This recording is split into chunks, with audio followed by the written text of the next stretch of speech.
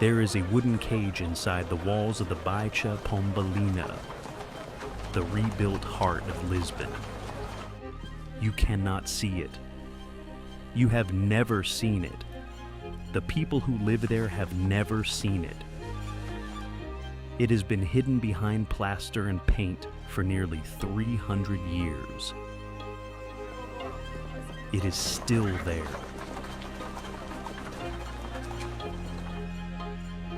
And it is the hidden logic of the rebuilt district that rose where the old Baixa had died.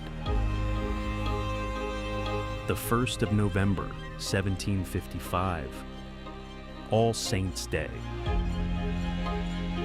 The churches were full. Much of the city had paused. Lisbon was one of Europe's major Atlantic imperial capitals. Brazilian gold, Atlantic commerce, and the memory of an empire that had once stretched to Asia. Buildings of stone, plaster, wood, and tile packed into a medieval street pattern centuries in the making. At approximately 9:40 in the morning, the ground moved. The earthquake lasted several minutes. Accounts differ on exactly how long. Estimates of its magnitude range from 8.5 to 9.0. It was felt across much of Europe and North Africa. Tsunami waves reached the Caribbean. The Atlantic itself moved. What the earthquake did to the Baixa, Lisbon's medieval commercial district, was not damage. It was erasure. The shaking brought down the buildings. Then the water came. A tsunami pushing up the Tagus estuary from the open Atlantic.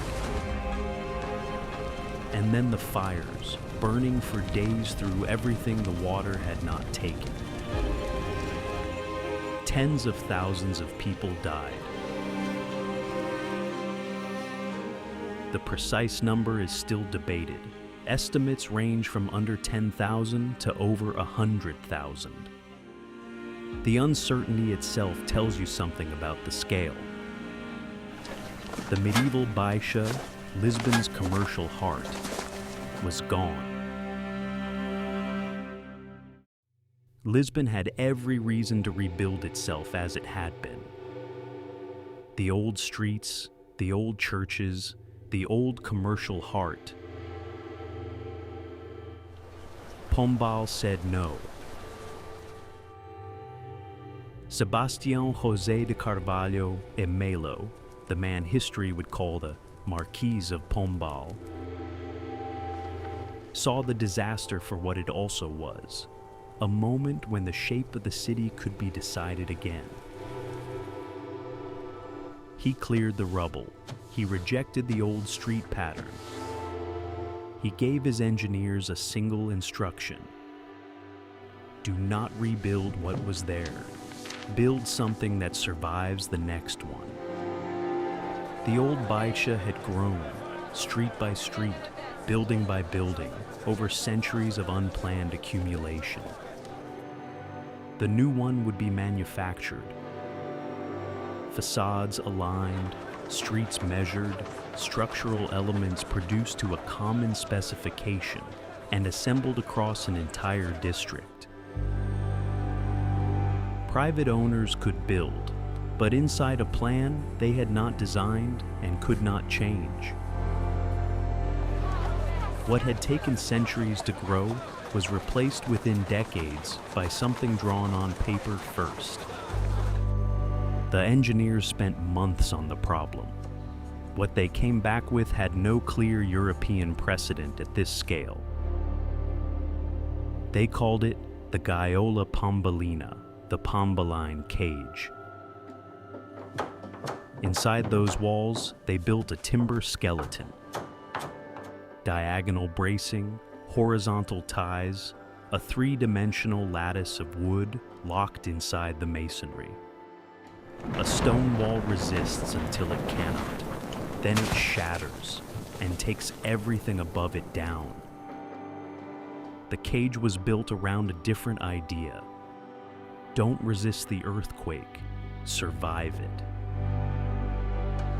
And then they did something that still seems almost strange. They hid it.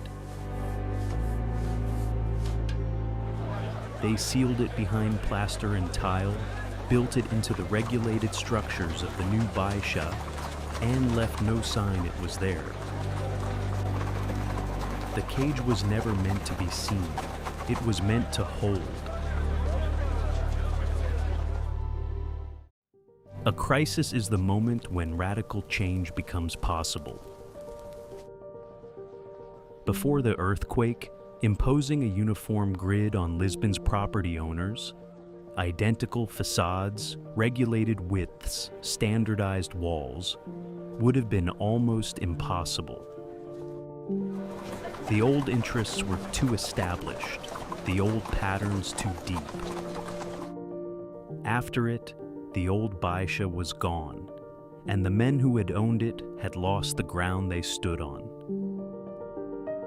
The new district was not only safer, it was easier to regulate, easier to inspect, easier to govern. Pombal was not only rebuilding streets, he was rebuilding authority. The same logic that produced the cage produced the grid. Both were answers to the same question. How do you build something that holds under pressure, under force, under the weight of what cannot be controlled? The earthquake had been the test. The city was the answer. The medieval Baixa was irreplaceable. It had grown without a plan, shaped by trade, by necessity, by the slow accumulation of decisions made by people who never imagined they were building a city. It was dense, irregular, and entirely its own. When it was gone, it was gone. No reconstruction could return it. No plan could reproduce what had taken centuries to become. What replaced it was functional, ordered, and permanent. A district that could be rebuilt in decades because every part had been standardized. A district built to survive the next disaster because its walls had been made to flex, not shatter. When Lisbon shook again in 1969, a magnitude 7.9 earthquake off the Portuguese coast, Pombaline structures in the Baixa came through comparatively well. 2 centuries later, the logic still mattered.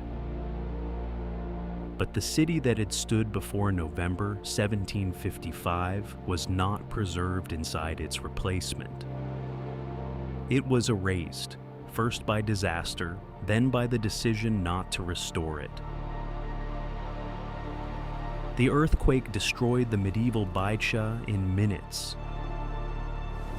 Pombal spent the years that followed making sure the old Baixa would not return. What rose from the ruins was not memory, it was order. A city built from catastrophe, a city built from power, a city built to survive its own death.